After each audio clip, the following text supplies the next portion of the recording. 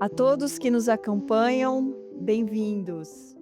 Estamos aqui reunidos através desta gravação como parte de algo que vai além de uma simples comemoração de aniversário.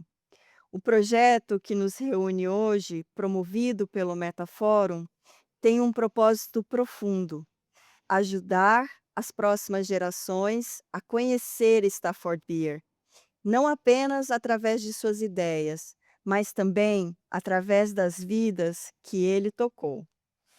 Para isso, nada mais adequado do que ouvir quem conviveu com Stafford Beer de perto e que carrega em sua própria história as marcas desse encontro. É com grande satisfação que apresentamos Carlos Sena Figueiredo.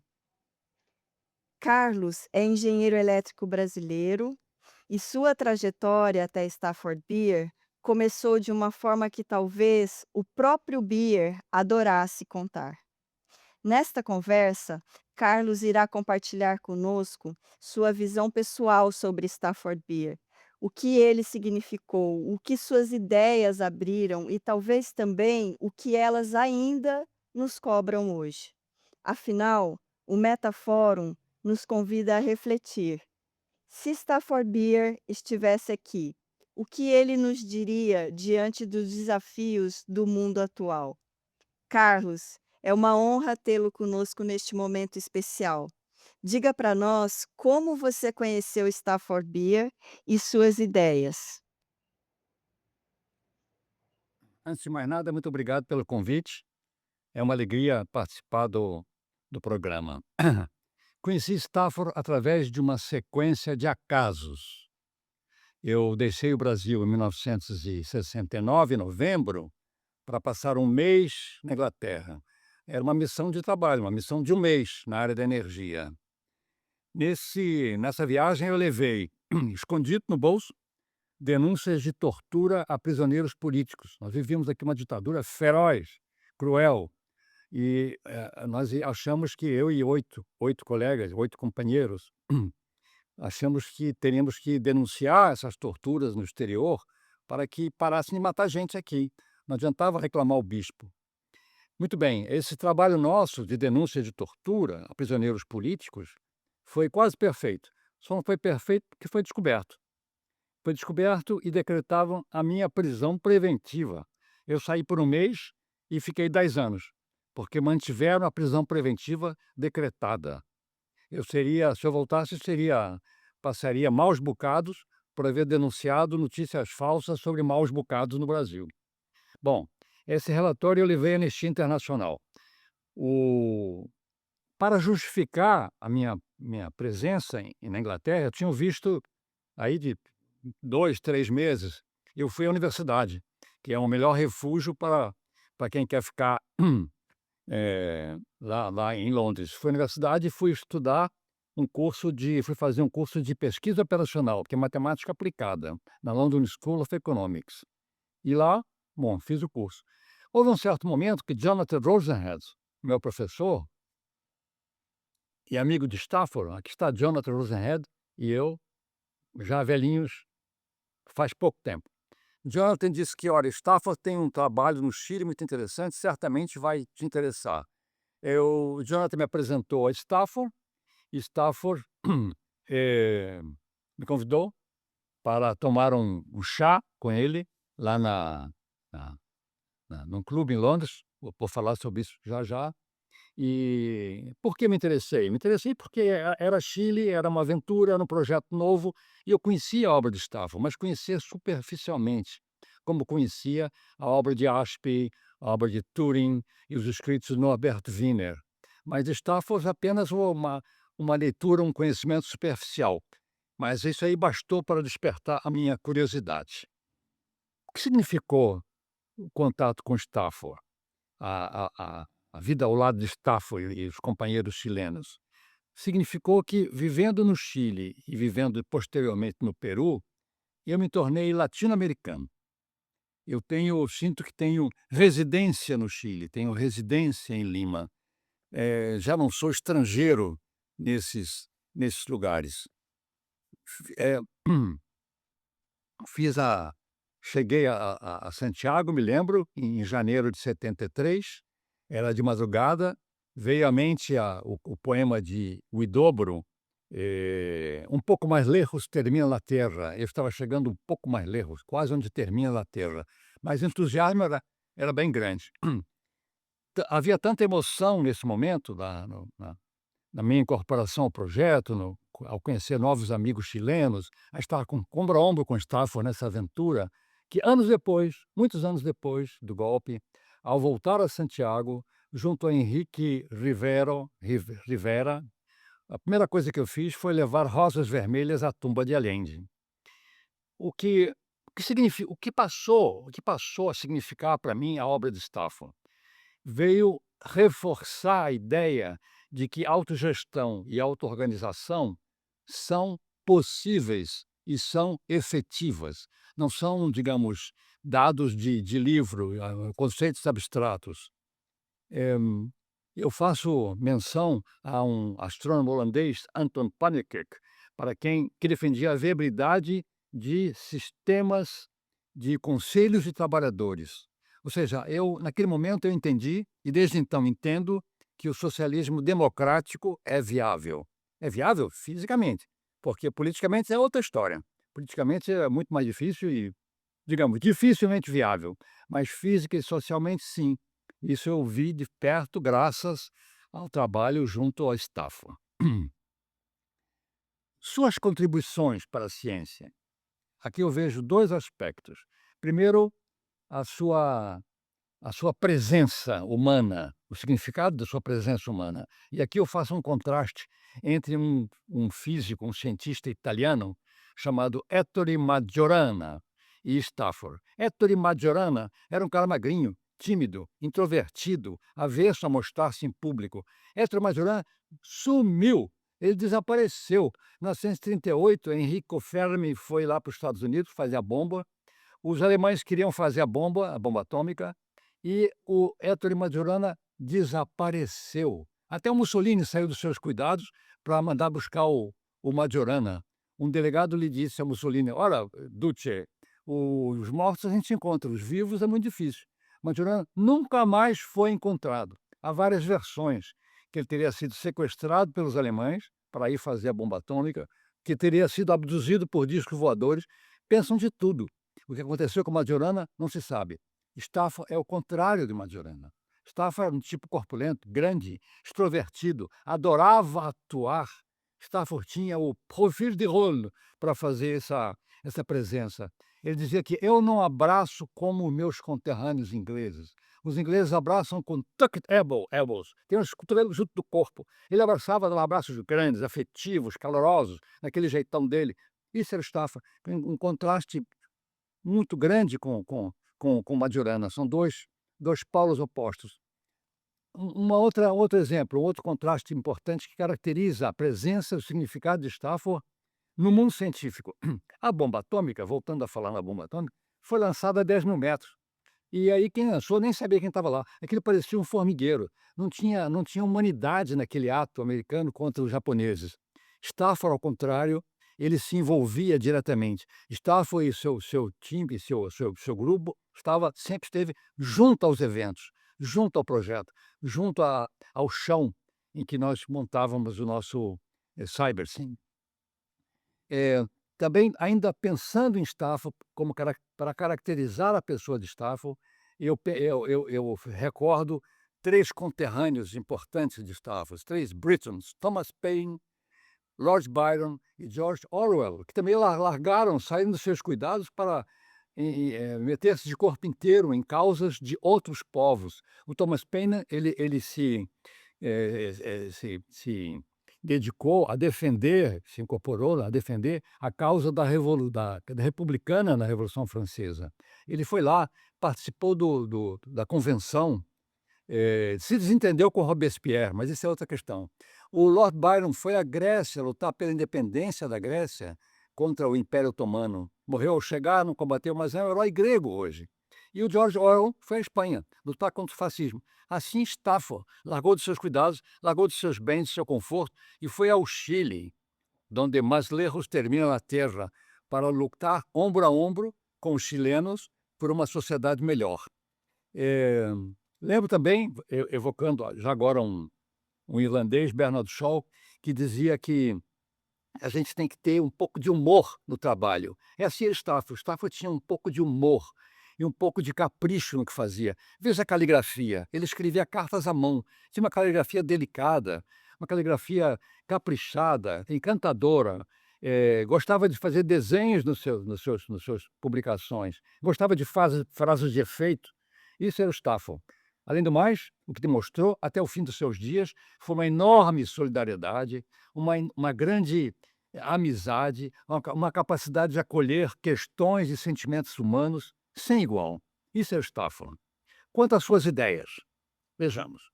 Quanto às suas ideias, eu penso que eu destaco a fusão de conceitos cibernéticos com a realidade de organizações sociais. Os conceitos cibernéticos, como sabemos e como definidos por Norbert Wiener, tratavam de comunicação e controle de animais e máquinas. Está bem, mas são mecanismos taciturnos. Não é o caso de organizações sociais. Stafford promoveu a fusão desses conceitos e disse que esses conceitos, essas noções, que são mecanismos taciturnos, podem ter vida imersos em organismos sociais. Outra contribuição científica muito importante de Stafford trouxe isso, inesquecível, foi a mudança de escala. O que ele fazia, já aplicando essa transposição entre biologia e sistemas sociais, ele fez a transposição de empresas a nações. É uma mudança de escala muito grande. Ele fez isso e mostrou que é possível. O que ele fez, colocando os seus sistemas de controle em tempo real e no mundo empresarial, veio a fazer num país. Isso é uma coisa espantosamente, criativa, própria do Stafford. As ideias de Stafford vingam? Sim, sim, eu diria, vingam. A prova está na como foi derrotada a greve dos caminhoneiros.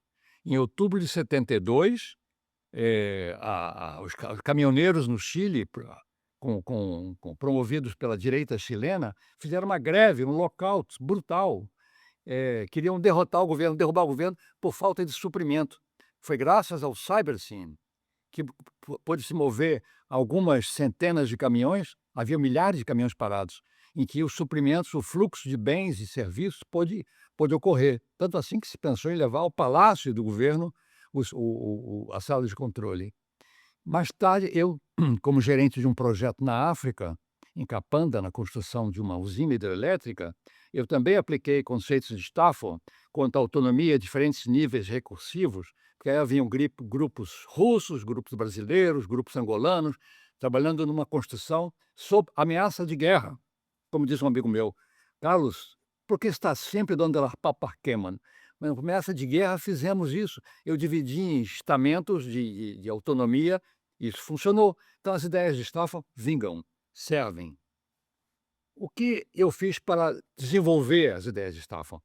O que eu proponho, venho propondo, em todos os ambientes em que eu tenho oportunidade de debater o assunto, é promover a confluência entre as ideias de Stafford e as ideias de um argentino genial chamado Oscar Varsavsky, contemporâneos de Oscar, homem inventor de modelos matemáticos para estudar a viabilidade de projetos nacionais. Ora, se o modelo de Stafford tem um nível de planejamento, se nós pudermos fazer a confluência do pensamento de Oscar com o de Stafford, teríamos no nível 4, como chama Stafford, um nível de planejamento de futuros, um modelo já provado, matematicamente provado, viável para estudar futuros que nós queremos. Não qualquer futuro, não é mais do mesmo, mas é o seguinte: vamos pensar qual é o Chile que nós queremos. Como vamos satisfazer necessidades sociais? Isso em computador pode-se ver se é viável fisicamente. Se for viável fisicamente, quem sabe é viável socialmente. Essa confluência de aportes seria o passo importante para o Cybersyn agora.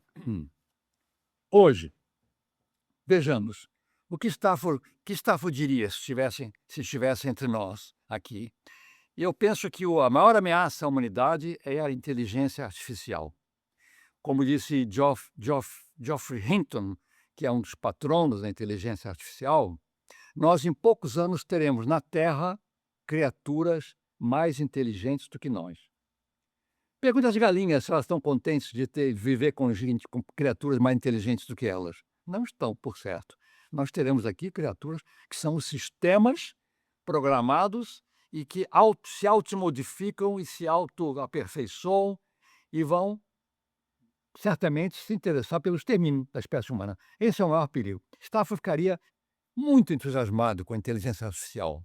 Destemido como era, ele ficaria animadíssimo, ficaria alegre, entusiasmado, mas ele iria certamente recomendar regulação, uma forte regulação baseada em controle de variedade. Ou seja, encabrestar a fera.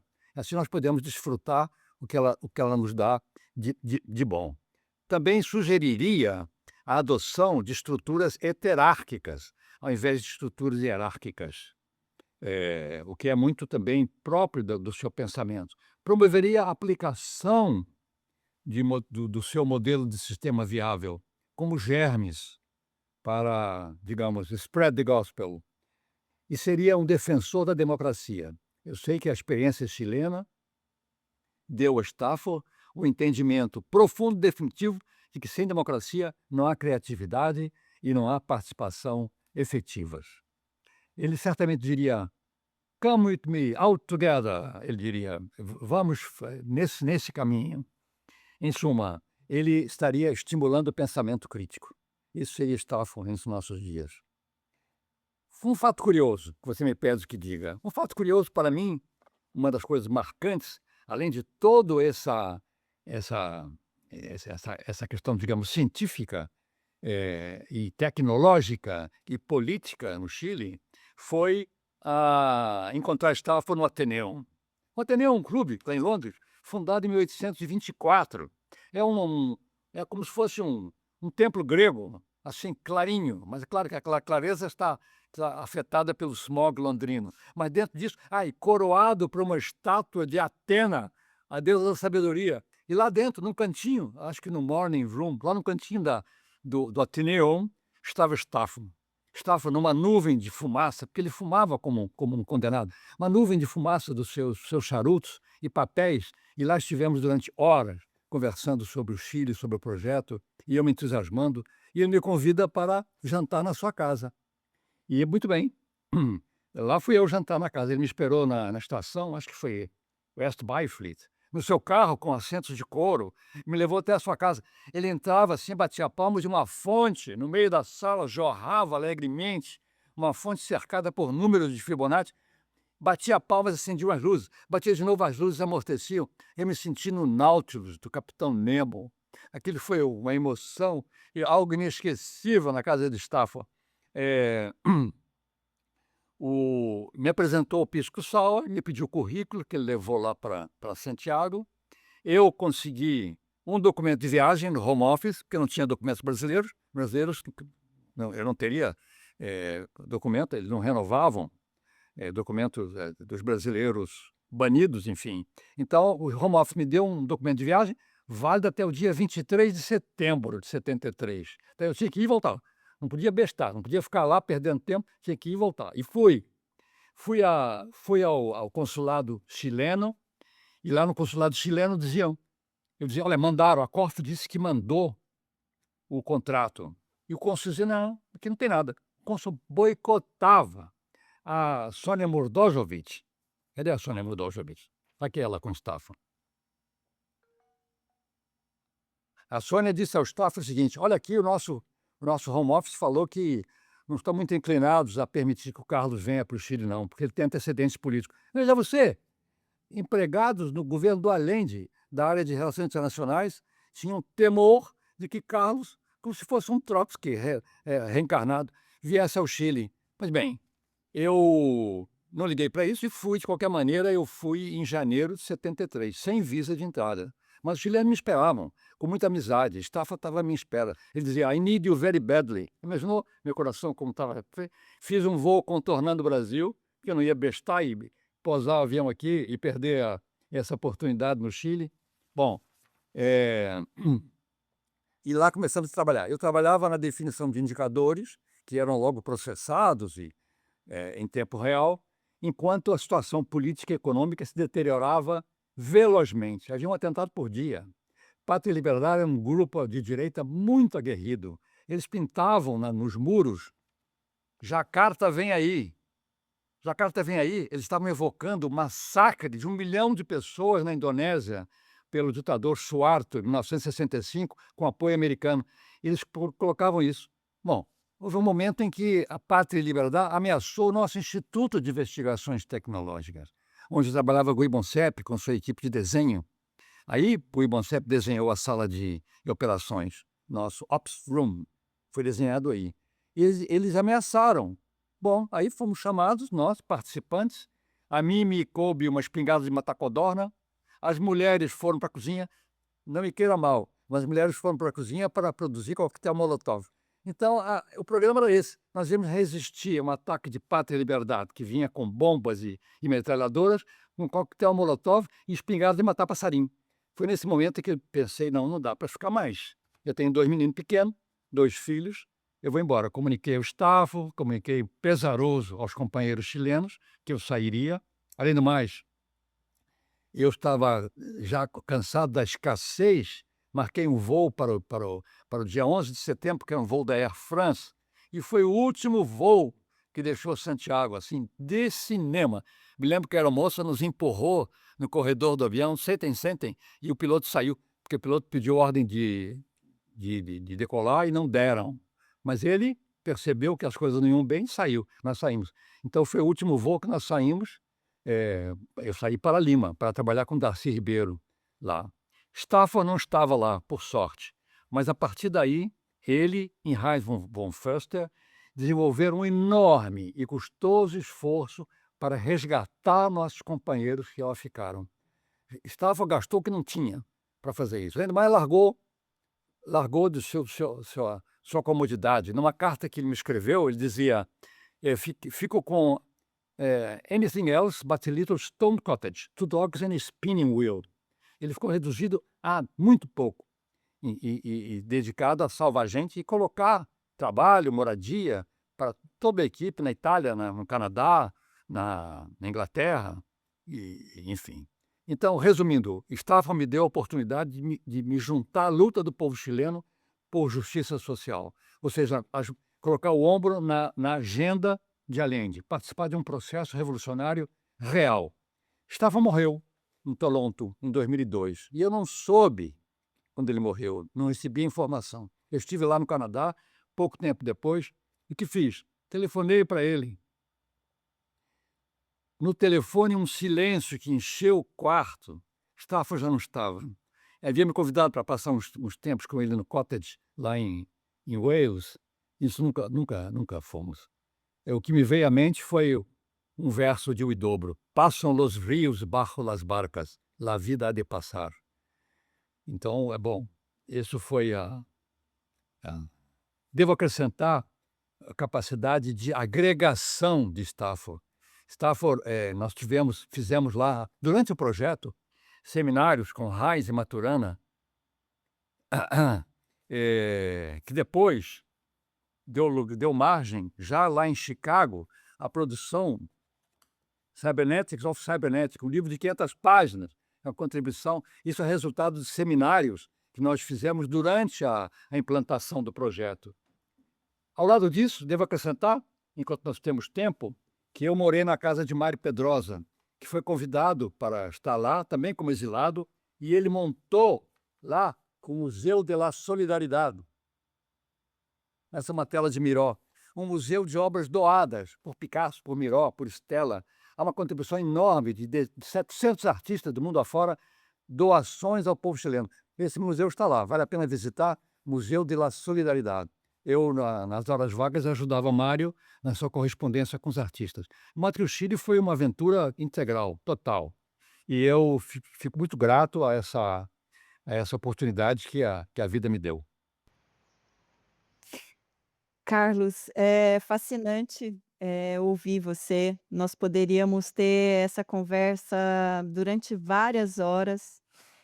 Eu gostaria muito de agradecê-lo em nome do Metaforum, em nome da Ângela, do John, da Lena, por por seu depoimento tão rico, pela sua contribuição ao CyberSim e principalmente a sua contribuição ao centenário de Bia que estamos organizando esse ano. Espero encontrá-lo em setembro em Manchester, na nossa conferência. Um grande abraço, Yeah, looking forward. Muito bem, obrigado, Shirley. um grande Obrigado abraço. mais uma vez pelo convite, que me agradou muito.